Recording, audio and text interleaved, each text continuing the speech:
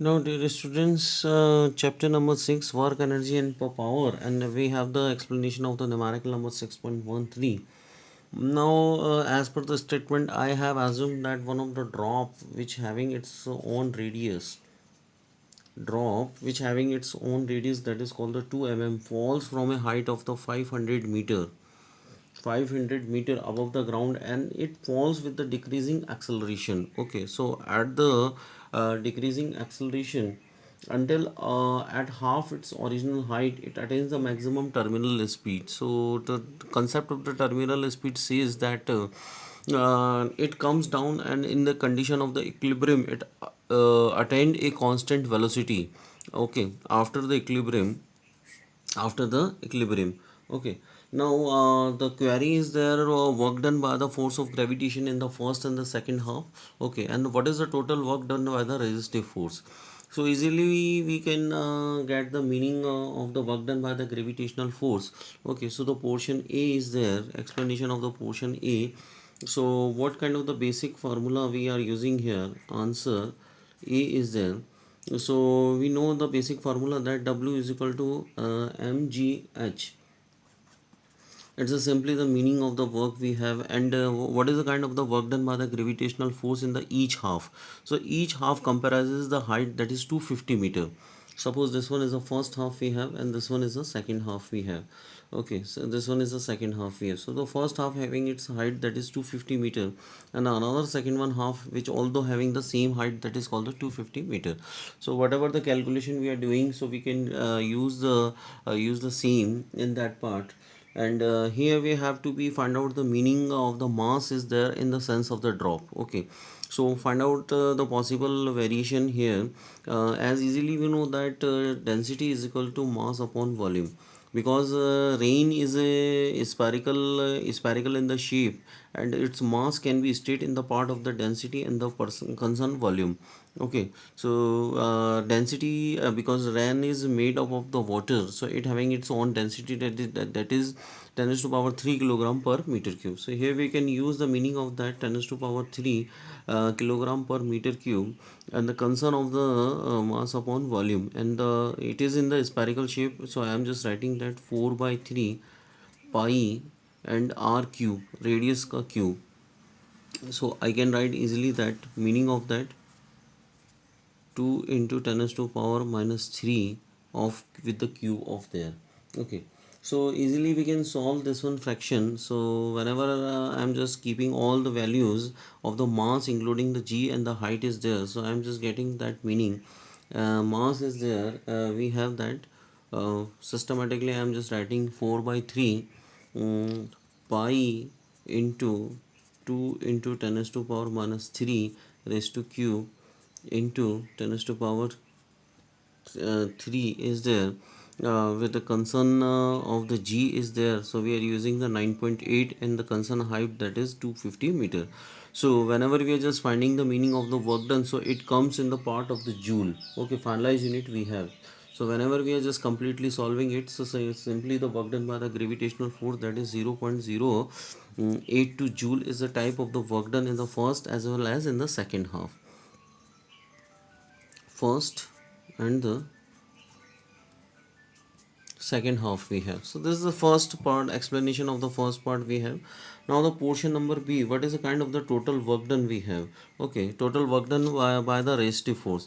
So as we can simply compensate that total kinetic energy is equal to the work done by the gravitational force and the plus work done by the resistive force, done by the resistive force. So this is the simplest explanation we have. Now how much energy it will gain in the reference, because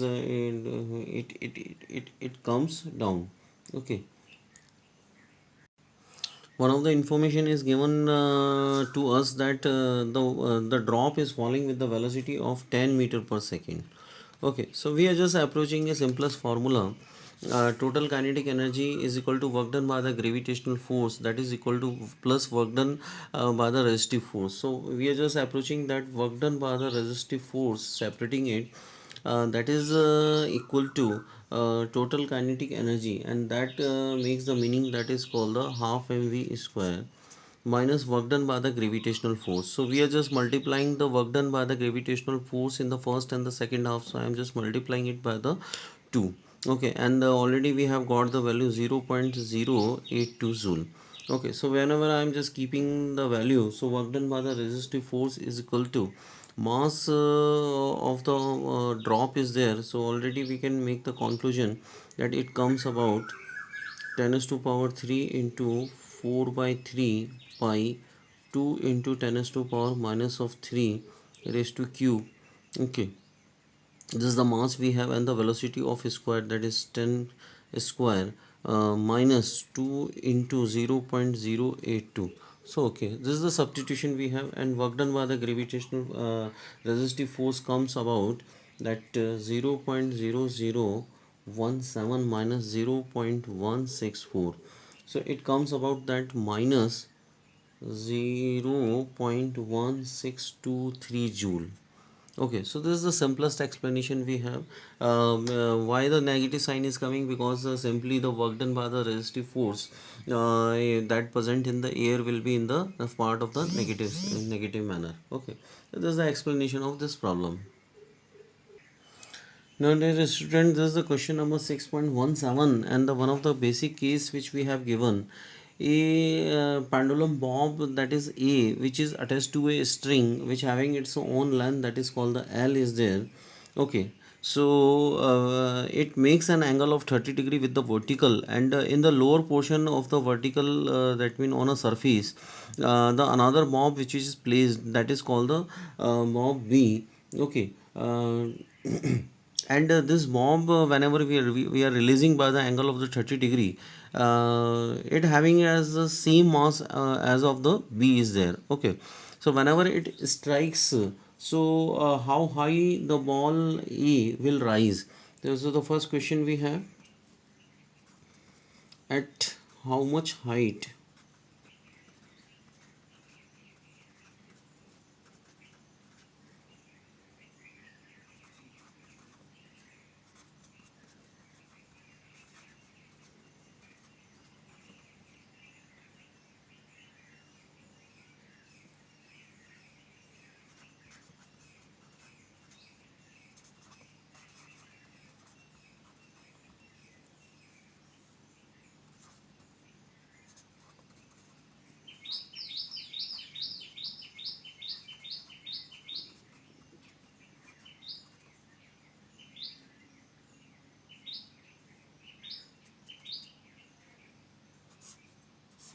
Now here we have the basic identification that at how much height the bob A will rise after the collision, and assume that the collision is elastic. So already we have discussed the basic concept of the elastic collision. If the two objects are moving, that mean striking with each other, so what kind of the conclusion we have?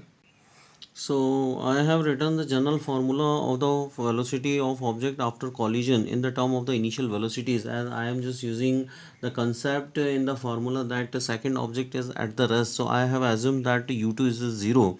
So the final formula of the v1 and v2 comes in this manner, and I am assuming that that first object, both the object having the same masses, that is m1 is equal to m2 is equal to m is there. We are just getting this one information from this question, and as we are just assuming that the first object is moving with own velocity, that is called the u1 is there, is it's a velocity of the m1 we have. Now we are just putting the all the parameters in the v1 and v2, so we are just getting that the v1 comes to the 0 part. Okay, and the v2 having its velocity, that is called the 2m is to be divided by 2m into multiplied with the u1. So whenever we are just cancelling out the 2m to 2m, so we are just getting that u1, v2 is equal to u1 is there. Okay, so this is the basic concept we have. The first object will come into the rest, and the second object will move with the velocity of the initial one. So here we can easily say that the object A will not be move in a upward direction, it will come to the rest, it will come to the rest. Okay, and the object B will move with the velocity of the initial one. So this is the concept of the collision we have, which can use here for the simplification. Now, dear students, question number 6.18 we have the bob pendulum of the release is from the horizontal. Now, this is this bob pendulum. This is called the, suppose this one is the A. This is the point of the suspension, and it is attached to a string which having its length 1.5 meter. So whenever we are just releasing it, so it comes down. Okay. So, what is the speed with which the bomb arrives at the lowermost point B? Okay, this is the lowermost point we have, and this is the, suppose this one is the position A. So I am just opting it the another name, that is called the suppose this one is a bomb, that is P. Which having its own meaning, that is P. It comes from the A to B. So what kind of the velocity it will attain at the lowest point? Okay, and one of the statement is given that in this section that whenever it arrives at the lowest point, so dissipate the 5% of its initial energy against the air resistance. When bob P comes from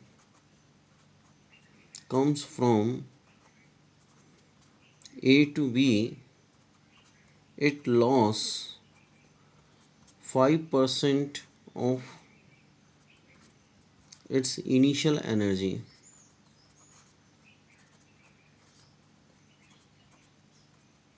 in form of